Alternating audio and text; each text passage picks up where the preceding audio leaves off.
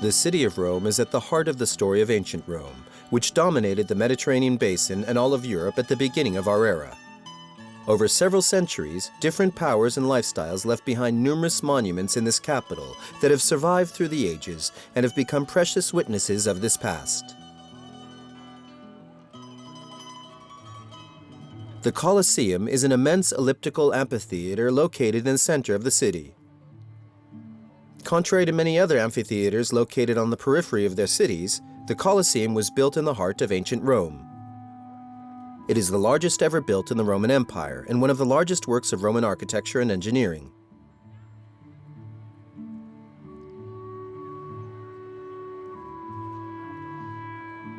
With a surface area of 6 hectares, it has an elliptical layout and measures 189 meters long and 156 meters wide. The height of the outer wall is 48 meters. It took more than 100,000 cubic meters of limestone block set without mortar but secured by 300 tons of iron clamps to build it. The north side of the perimeter wall is still standing. Brick ramps at each end were added in the 19th century to strengthen the wall.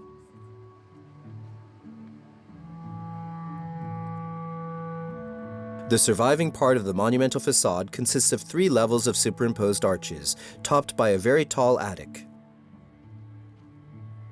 The arches are framed by Doric, Ionic, and Corinthian half-columns, and each arch on the first and second level was decorated with statues honoring the gods and characters from classical mythology.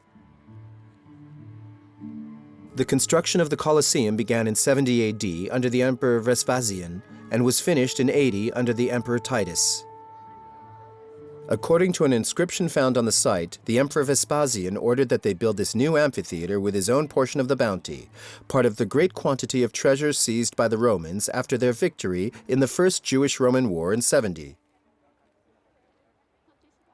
The Colosseum could possibly be interpreted as a great triumphal monument built in the Roman tradition of the celebration of major victories.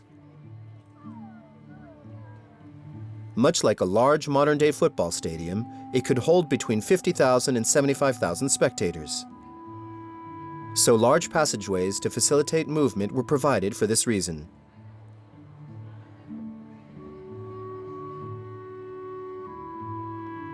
The building was used for hunting wild animals, gladiators' battles, and other shows like public executions, reenactments of famous battles, and dramas based on Roman mythology.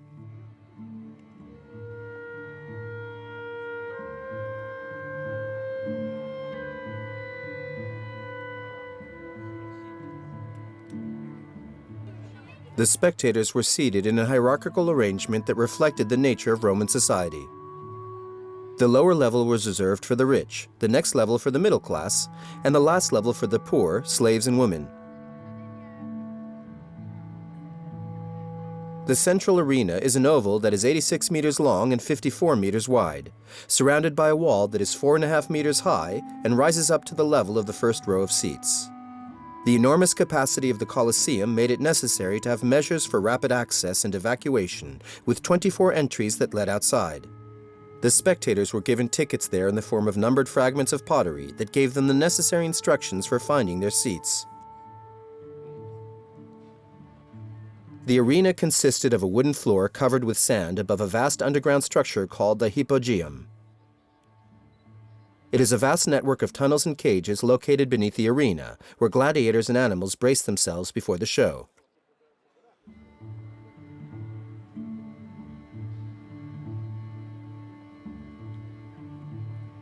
The Colosseum, in ruins today because of earthquakes, is nevertheless one of the symbols of ancient Rome.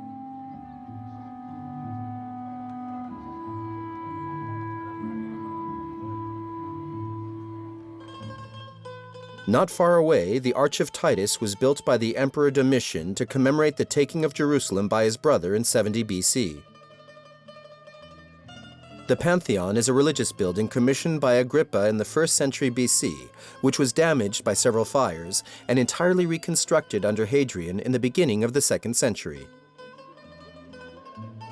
The name Pantheon means "of all the gods," because originally it was a temple dedicated to all the divinities of the ancient religion, before it was converted into a Christian church in the 7th century. After nearly 2 millennia, this remarkable construction shows no sign of structural weakness, despite repeated telluric movements. Compared to its robustness, its aesthetics are not to be outdone, as is shown by the geometric effects, the choice of materials, and the effort put into the interior lighting. On one of the walls, the Christian altar dedicated to the Virgin Mary and the martyrs recalls the transformation of the site in 609. The building supports the largest dome in all of antiquity at 43 meters in diameter. It remains the largest in the world, built with non-reinforced concrete. Later, this structure had an enormous influence on European and American architecture.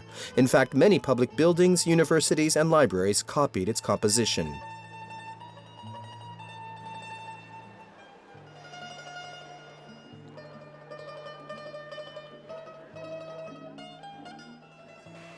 The Castle of the Holy Angel, or Castel Sant'Angelo in Italian, is located on the right bank of the Tiber. It was commissioned by the Emperor Hadrian in 125 to be his mausoleum. It is difficult to reconstruct the original appearance of the ancient tomb because it was turned into a fortress in the 5th century as an advanced bastion to protect Rome. The soldiers used the bronze statues that decorated it as projectiles. But of this Roman building, nearly unrecognizable now, the structures of the foundation survive, as well as the masonry and the ramp that led upstairs. From the summit, you can enjoy a beautiful view of the Sant'Angelo Bridge. This bridge was built in 134 at the same time as the Mausoleum of Hadrian. It provides a majestic approach to the imperial mausoleum.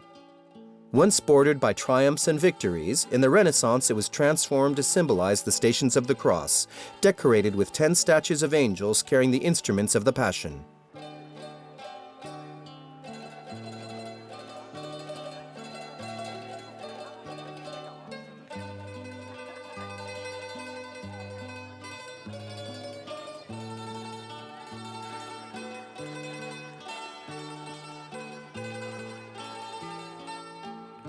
These vestiges of ancient Rome teach us a lot about the way of life of this great imperialist civilization's citizens. Their ruins give us a lively and imaginative insight into their everyday lives.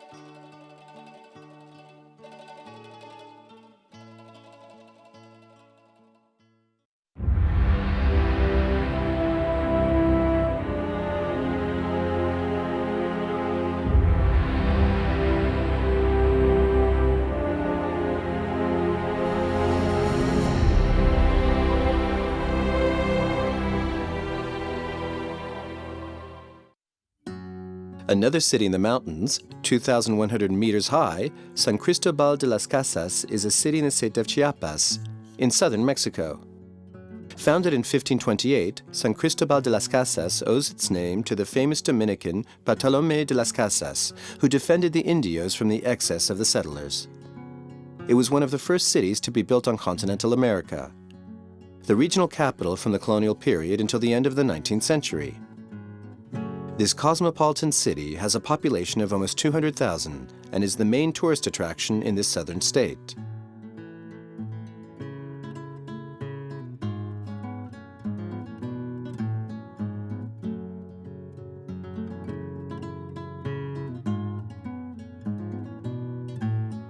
As in all of Mexico's colonial cities, majestic and well-restored buildings surround the Zócalo, the main or central square of the town. Also known as Vicente Espinosa Park, this is where the townspeople of San Cristobal come together.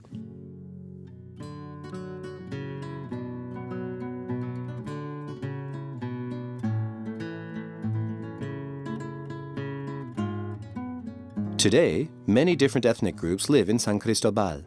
40% of the population is of indigenous origin, and of these people, 20% speak an indigenous language, the Tzotzil. Compared to the rest of the country, it is a highly indigenous city. In front of the Zócalo is the Palacio Municipal, the town hall. Since 1893, it has been the headquarters for the town council.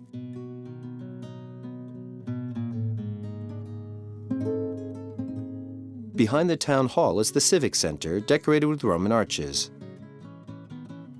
Here, there are many civil events and religious festivities.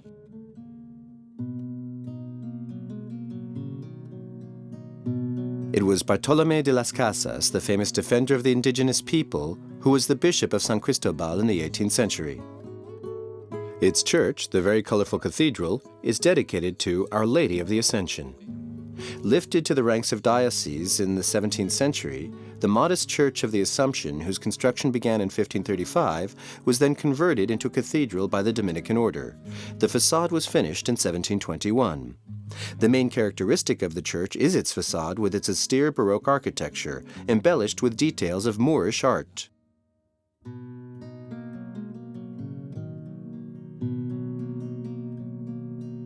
The large indigenous population has blended together religion and mythology. Here, in this church, Iglesia de San Juan, beware. If you go through the 3 richly colored arches of the large door, cameras are strictly forbidden.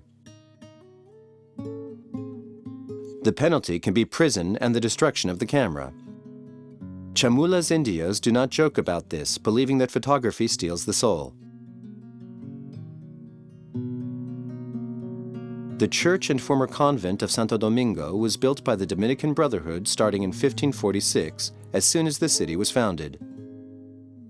Its rose facade, highly decorated with saints and angels, was restored in 2006 and sculpted in pure Baroque style, keeping with the Latin American colonial era. The Great Earthquake of 1902 created a split down the length of the temple and kept it closed until its restoration in 1975.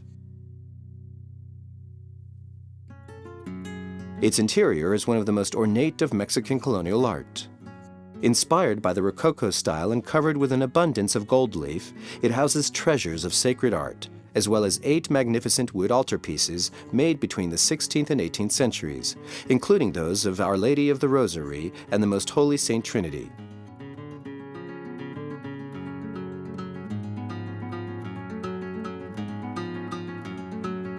At the back of the church is a rare high altar of curved wood, and on the left is a sumptuous wooden pulpit, carved from one single piece of wood, split and gilded. Simply one of the prettiest churches in Mexico.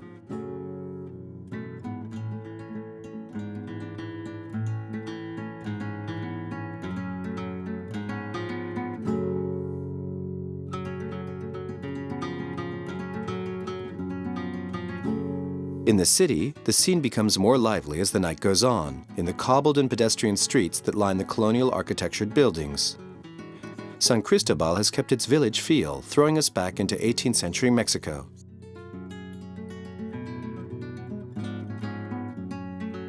Typical small open-air markets that surround the churches are run by the Indios and supply goods from jewelers, basket weavers, and handmade embroidered fabrics. The local indigenous people are very elegant.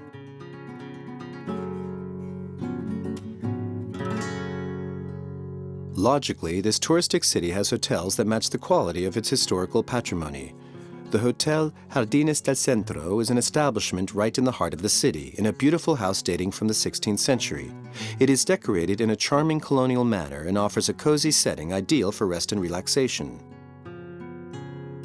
Its patio garden provides calm and refreshment after a full day of cultural excursions.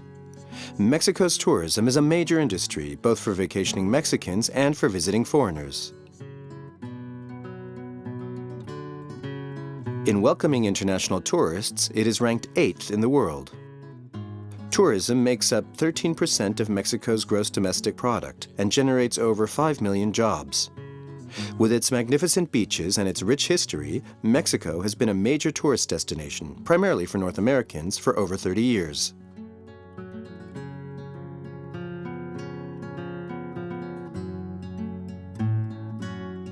People travel to San Cristobal to enjoy its ideal climate, but also to experience the multi-ethnic coexistence that has been strengthened over centuries, and to appreciate the richness of its historic monuments.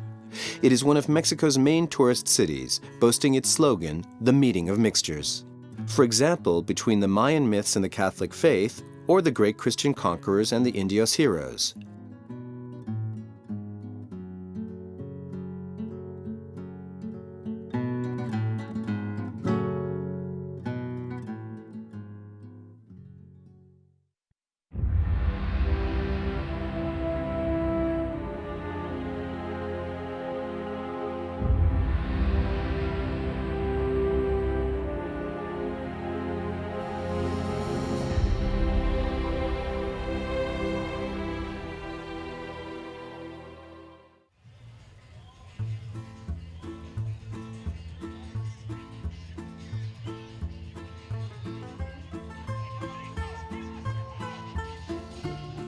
Lima, with its central plaza and neo-colonial style, is the capital of Peru. With 10 million limeños, it is the fifth biggest city in Latin America. The city was founded in 1535 by the Spanish conquistador Francisco Pizarro at the very site of today's plaza. At the time, it was called La Ciudad de los Reyes, or the City of Kings. It became the capital of the Viceroyalty of Peru and later the capital of the Republic after its independence in 1822. The plaza, entirely renovated in 1997, exhibits a remarkable and traditional layout. On the left, City Hall. In the center, the Government Palace. And on the right, the cathedral, which was rebuilt after 1746, on the ruins of the original building, destroyed in an earthquake. On its facade, which bears three great doors, are sculptures of the apostles with the Sacred Heart of Jesus in the middle.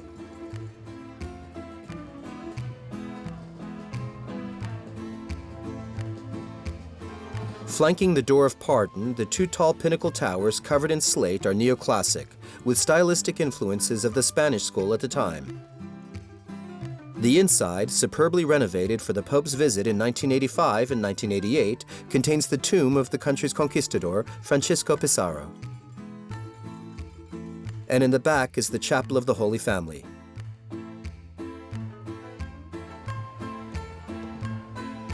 The bronze fountain in the center of the plaza was created in 1650. It is topped by a statue of the fame of the king. This is where Pizarro is said to have drawn the city's map on the ground with the tip of his sword.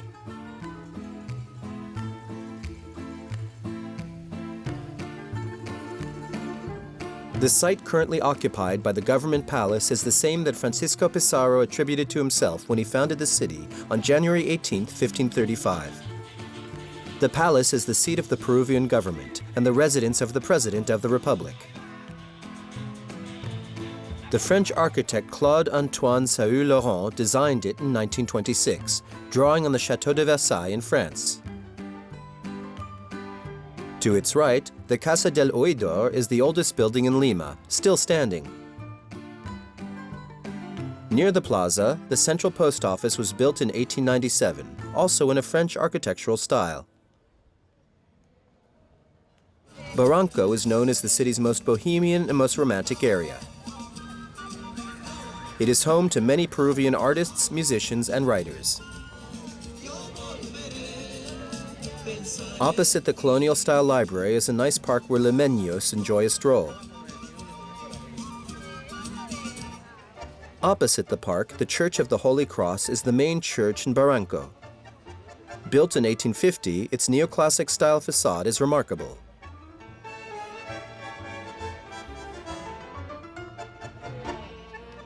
The name Barranco refers to the area's topography. It means ravine. And to cross it, a bridge was built in 1876. It is called the Bridge of Sighs.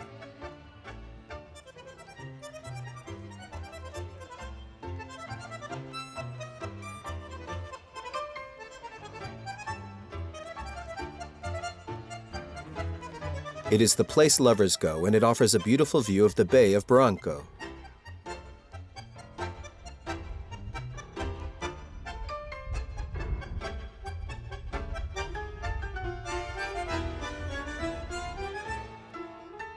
On the other side of the bridge, the Ermita Church was originally a small chapel for fishermen and travelers. There is also a statue of the famous Peruvian singer Chabuca Granda, who lived in the area.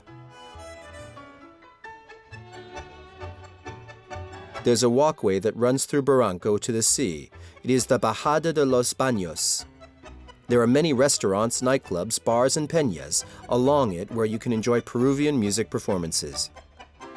It is through this walkway that the fishermen would descend to the beach to reach their boats. Today, the beaches of Barranco are among the most popular in the country. Already in the 19th century, the site was a trendy seaside resort for the local aristocracy. The cliffs protect the seaside from the cold and humid southern winds. Barranco has a warmer and drier microclimate than most of Lima's other districts.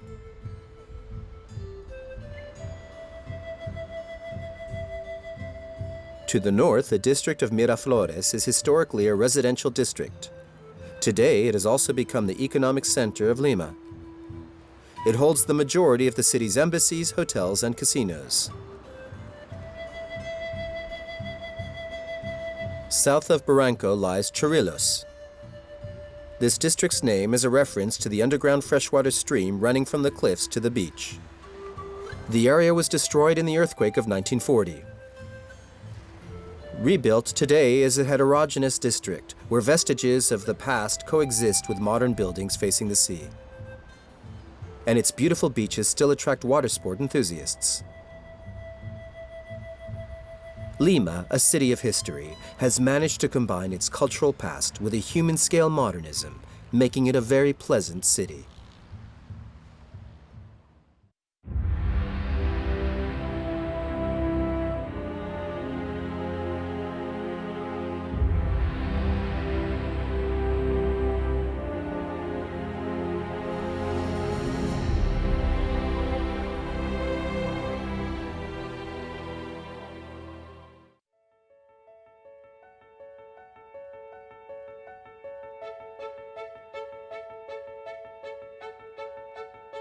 At the heart of its remarkable garden, the Château of Villandry is the last of the great chateaux of the Loire River Valley built during the Renaissance.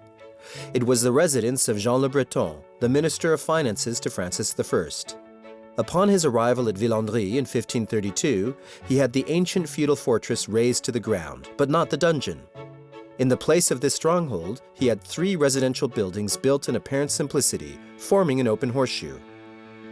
Arcade galleries, mullioned windows surrounded by richly decorated pilasters, high sculpted dormers, and steeply sloping slate roofs constitute the setting of the main courtyard, which exhibits proportions of a rare elegance.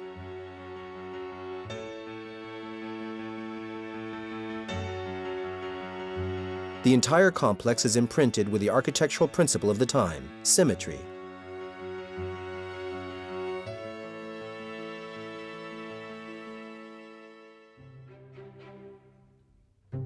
For 200 years, the chateau remained the property of Jean le Breton's descendants. Then, in 1754, the estate was acquired by the Marquis de Castellane, an ambassador to King Louis XV, who originated from a very old and very illustrious family of the Provençal nobility. He then entirely redecorated the site.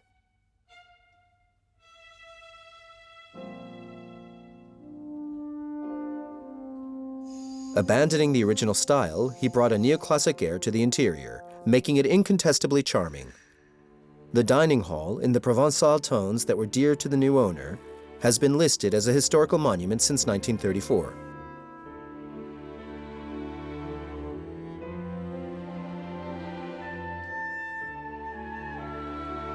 The kitchen seems ready to be used. It reveals the quality of life in the utensils, modern at the time, which facilitated the servants' work, like the spit here.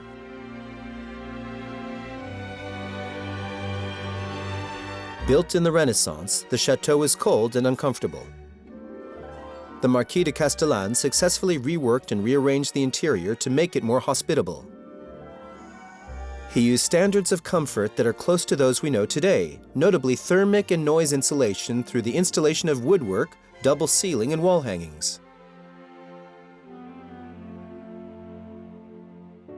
But the originality of Villandry stems from its gardens. Divided into 3 levels, each of its terraces has its own theme. There's the decorative garden, the water garden, and the vegetable garden. The decorative vegetable garden, in a purely Renaissance style, is made up of 9 identically sized plots.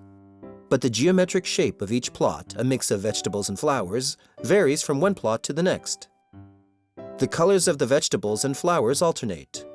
The tones of green lettuce, blue leek, red cabbage, and beets create the illusion of a multicolored checkerboard, but one which requires a lot of careful attention. The history of the vegetable garden dates back to the Middle Ages, when monks planted their vegetables in geometric shapes. The second influence hails from Italy. During the Renaissance, Italian gardens were decked with decorative elements, like fountains, arbors, and alleys, designed with an eye to pleasing the strollers, thereby transforming the utilitarian garden into a pleasure garden.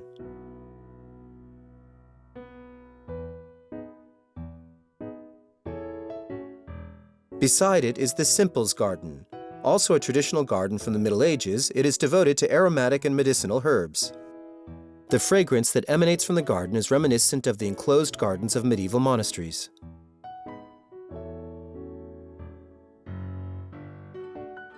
Like a prolongation of the indoor salons, the decorative garden is itself divided into outdoor salons.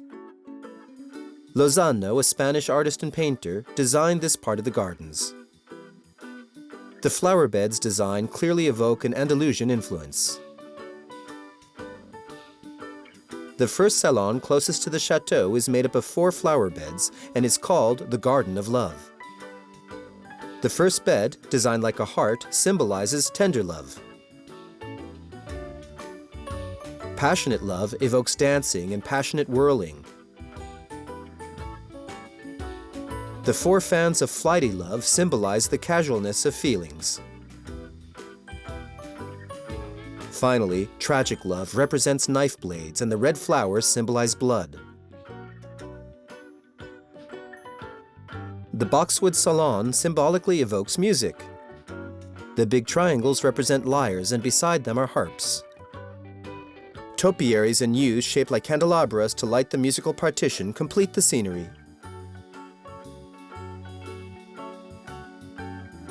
As in every garden, the orangery also allows for growing exotic plants.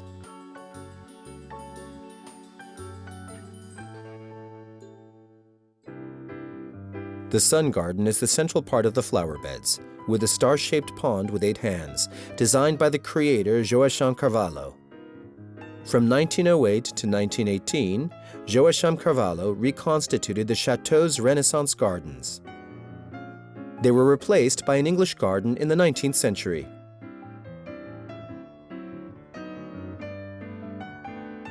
In the Cloud Garden, small grassy alleys form triangles among the rose bushes and trees. It creates an impression of vagueness.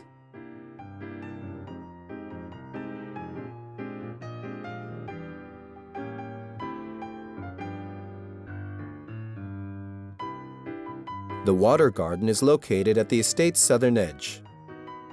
It is made up of a central pond shaped like a Louis XV mirror.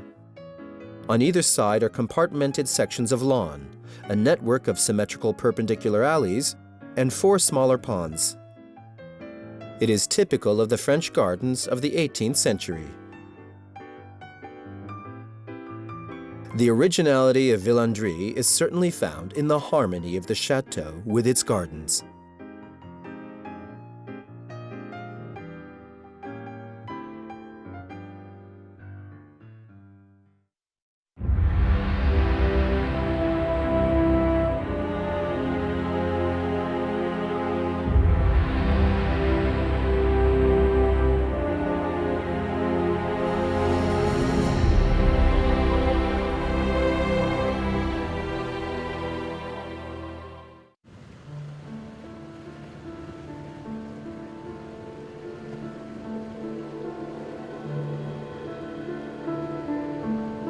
In southern Egypt, along the Nile, 40 kilometers to the north of Aswan, is Ombo. From the Greek ombos, meaning city of gold. A medium-sized town during the Pharaonic era, it grew into a substantial metropolis by the Ptolemaic era, after the year 300 BC. Its temple became one of the most important in the Nile Valley. This temple was extended and replaced an older, smaller sanctuary, constructed more than 1,000 years earlier. A double wall was built, bringing all of the buildings into one enclosure. To this day, all of the walls and corridors of this temple are covered with reliefs, some of which still have traces of color.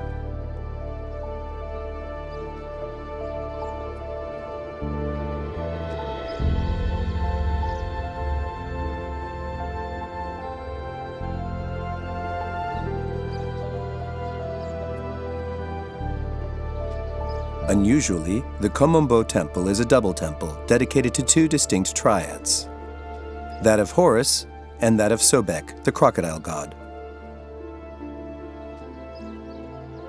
Sobek is the god of water, charged with irrigating the crops.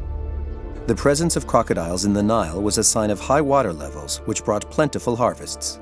In those days, the crocodile was seen as a sacred animal. The present-day temple was built by the Ptolemies, but was extended and embellished many times during the Roman era. The courtyard, for example, was built by Tiberius, and the pylon by Domitian. Not much remains of these extensions because the erosion of the east bank has caused several structures to disappear completely. The embankment collapsed, as did the Mamisi. Part of the surrounding wall disappeared, and the temple lost its roof.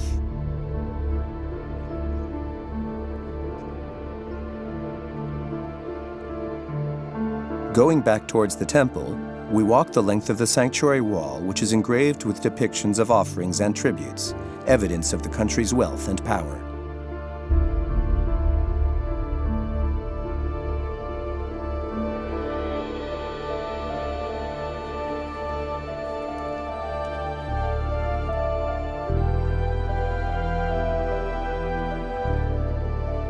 The pylon of Domitian was built during the Roman era and was severely damaged.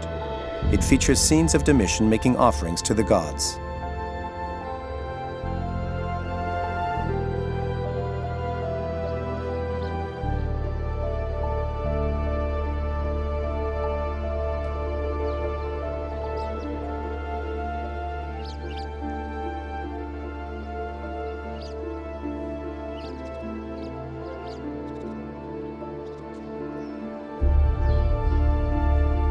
Unusually, the Ombo temple was dedicated to the cults of two gods, both equally important: Horus, the falcon-headed god, and Sobek, the crocodile god.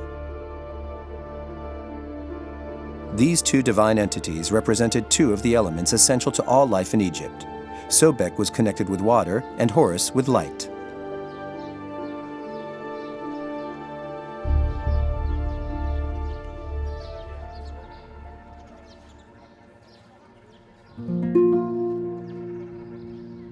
The whole temple is separated in two.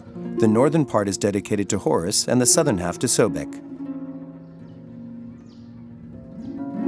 Each of the parallel halves of the monument has its own separate entrance, but they connect transversely. A complicated series of doors make it possible to isolate or connect the two sanctuaries for different occasions.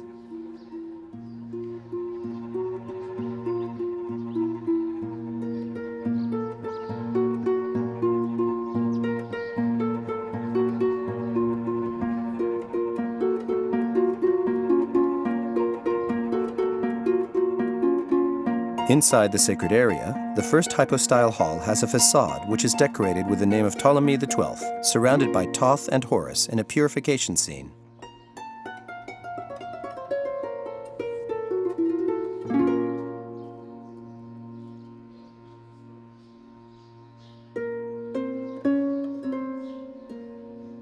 The ceiling is decorated with cosmographical representations and is supported by 2 rows of 5 lotiform columns.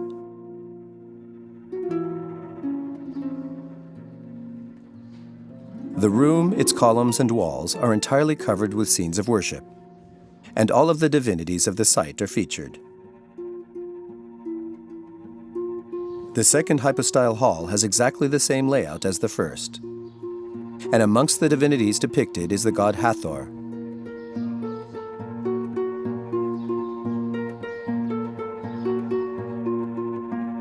On leaving the hypostyle halls, we enter the 3 intermediary rooms or vestibules. At either end of the vestibules are 2 lateral rooms which probably contain the temple treasures and the stores of offerings.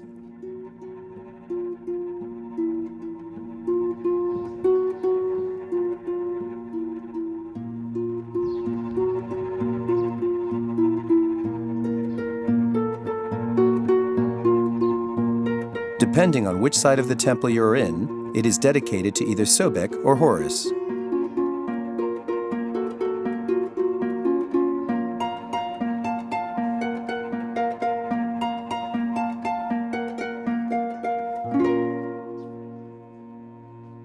As you approach the holiest of holies, the ceilings are covered with magnificent colored relics, here in honor of Horus.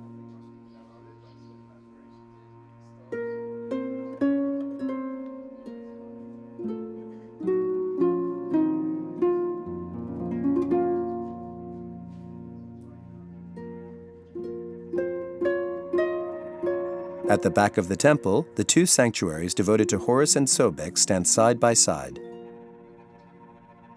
In fact, Ombo was divided in two by an imaginary line, a religious and mystical barrier, just like the Nile Valley, which is one of the greatest of mankind's civilizations.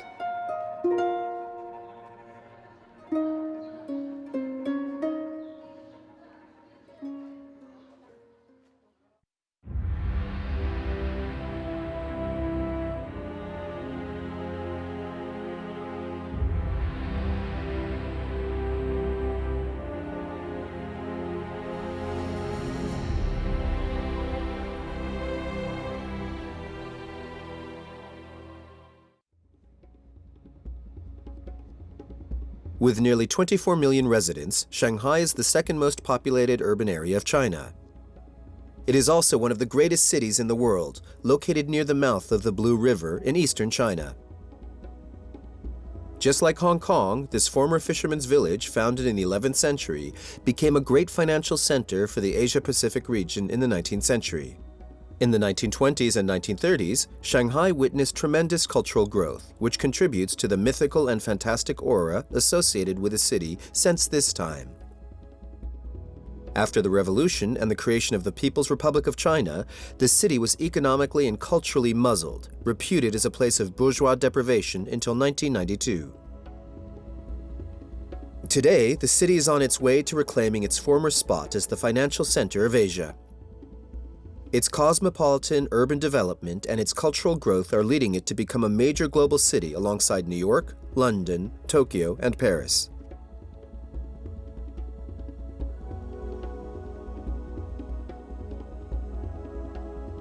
A modern and architectural city, Shanghai is known throughout the world thanks to its famous skyscrapers that are sprouting so fast. Currently, there are 5,000 towers, and 120 new skyscrapers are built annually.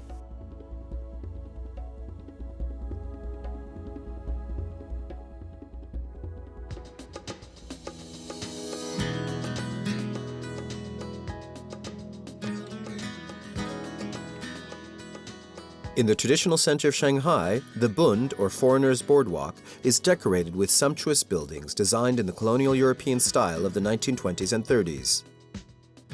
Neo-Gothic and Art Deco.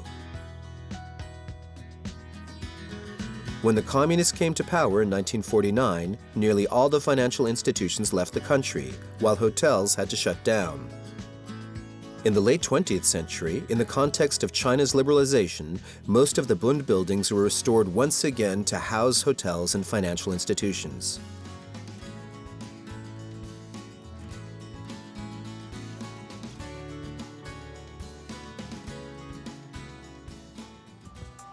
Among them, the Bank of China. Though the bank used to be headquartered here, today the building only hosts one of its branches. Designed in Art Deco style, symmetry and sobriety reign here. It was designed in the 1930s by the famous design firm Shanghai Palmer & Turner and the head architect of the Bank of China, Liu Qianshu. Originally designed with 34 floors, the building was shortened so as not to shade the neighboring buildings.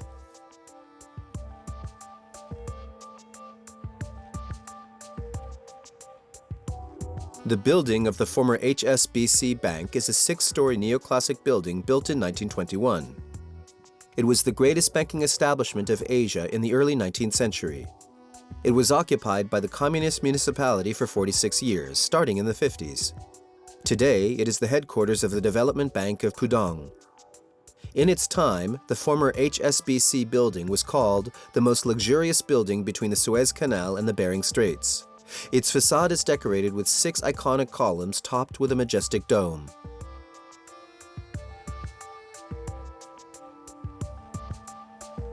Beside it stands the Customs House. Its clock and bell were modeled after Big Ben in London. During the Cultural Revolution, the building's bell, nicknamed Big King, was dismantled and replaced by loudspeakers which play a recorded version of the party's hymn. But in 1986, the bell was put back in its place, and today it can be heard. This architectural masterpiece is one of the most photographed buildings in the Bund.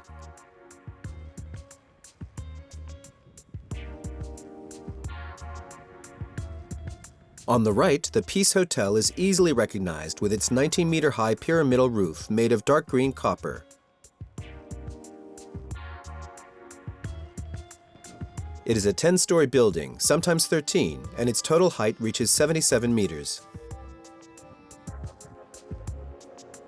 Completed in 1929, it was a glamorous gathering spot for Shanghai's elite. Each evening, an extravagant gala took place here, with airs of a Parisian fashion show.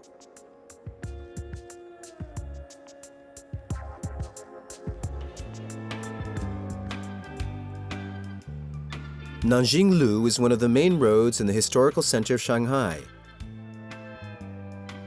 5.5 kilometers long, half of which is pedestrian, it is the longest shopping street in the world. It attracts over 1 million visitors per day. Here, tourists often celebrate the major holidays like the Chinese New Year, New Year's Eve, Christmas, and Easter. Today, the historical city and the Bund lie opposite the new ultra-modern Pudong district. The new district of Pudong is separated from the city's historical center by the Huangpu River.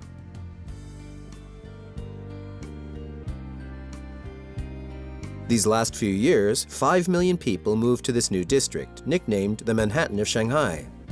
In 1990, the district of Pudong included only cabins of rice growers, abandoned shipyards, and desolate hangars. After decades of negligence, the Chinese government decided to open a special economic zone in this district, thereby promoting the development of a great business area.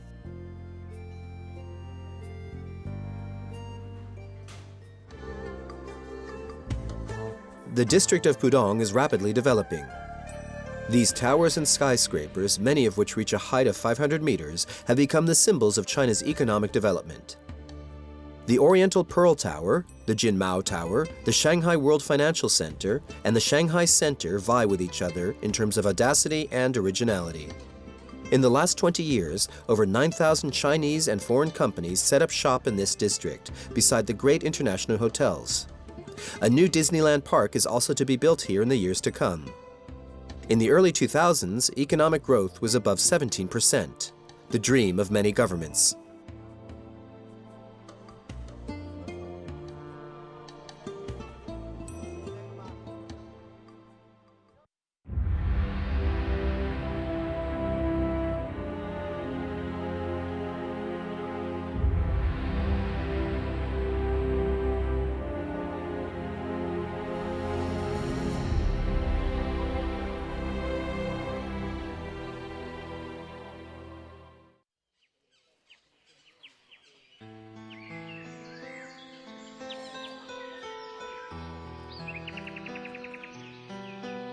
Phrom is a temple located at the site of Angkor in Cambodia. It was built in the late 12th century. Its name means Grandfather Brahma.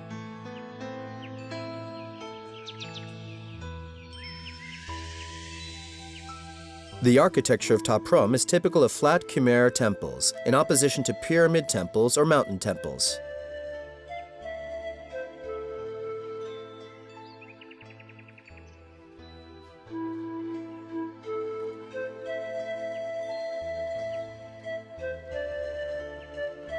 This site is simply remarkable. Its main trait is the plant life, which accounts for a lot of the site's magical feel. Visitors can get a sense of the strong emotions the first discoverers felt. Today, it is one of the most famous and most visited temples of Angkor.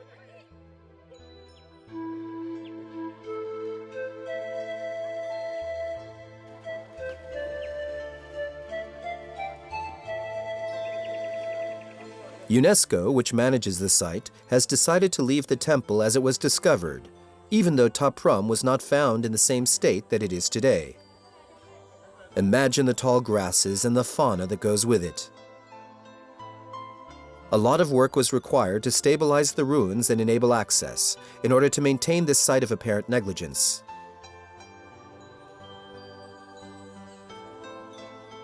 Like most Khmer temples, Phrom is oriented to the west. The exterior wall, spanning 1,000 meters by 650, delineates a surface area of 6.5 hectares.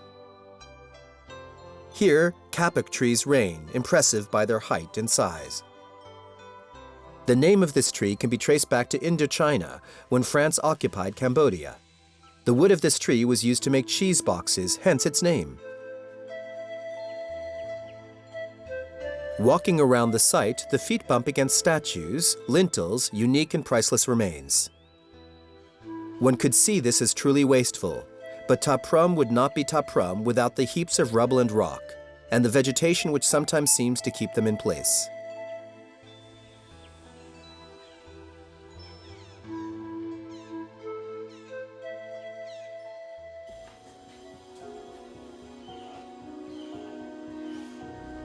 Located 1 kilometer east of Angkor Thom, this temple was built under the reign of Jayavarman VII in 1186.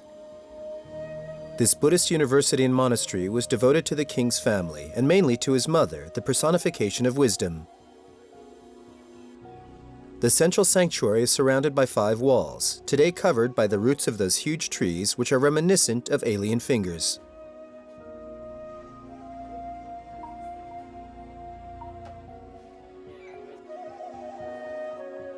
Phrom was the site of a major city. The archives indicate that over 12,000 people served in this temple. They also indicate that over 66,000 farmers produced over 2,500 tons of rice per year to feed the numerous priests, students, sacred dancers, and workers. The ruins succeed one another, wall after wall, courtyard after courtyard.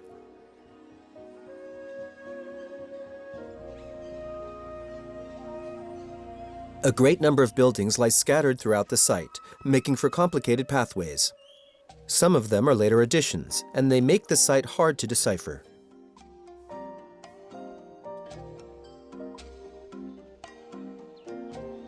Covered courtyards lined with pillars, libraries with sculpted pediments, and isolated towers contribute to the apparent anarchy of the nearly 1,000-year-old temple. A few vestiges still standing display the architectural techniques of the builders. Here, for example, the corbelled roofs require narrow buildings, like those on the Inca sites in South America.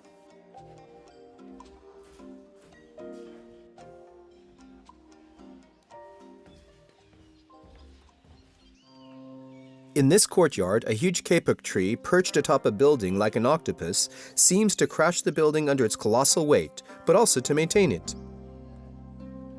It is a house of fire. This building could be a resting house for travelers, but another theory holds that the House of Fire had a religious function, as the depository of the sacred flame used in ceremonies. The chimney flue still has marks of soot.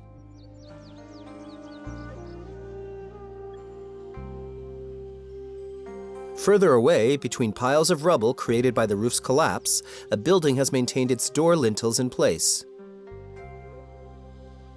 They display the beautiful reliefs of Apsara. They suggest that the room was a hall of dancers. The temple also contains reliefs of devatas, minor feminine divinities.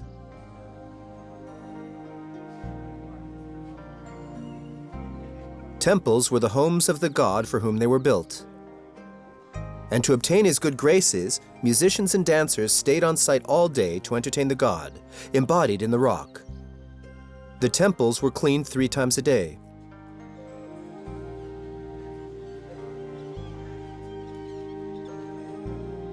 One element that is very present in Khmer architecture is the prasat, or tower sanctuary.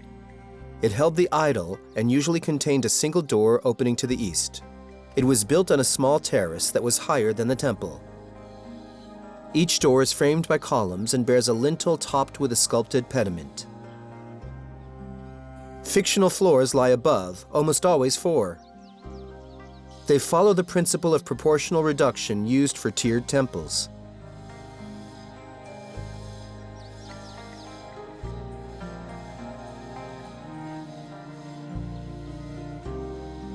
The people and followers could only enter the first of 5 enclosures. Beyond that, only priests were admitted. And only the king and the great priest could access the ultimate sacred spot, the temple hall located at the heart of the religious complex. Today, the majestic trees have replaced the gods, and they seem to watch over the site, protecting it like a treasure chest protects a treasure.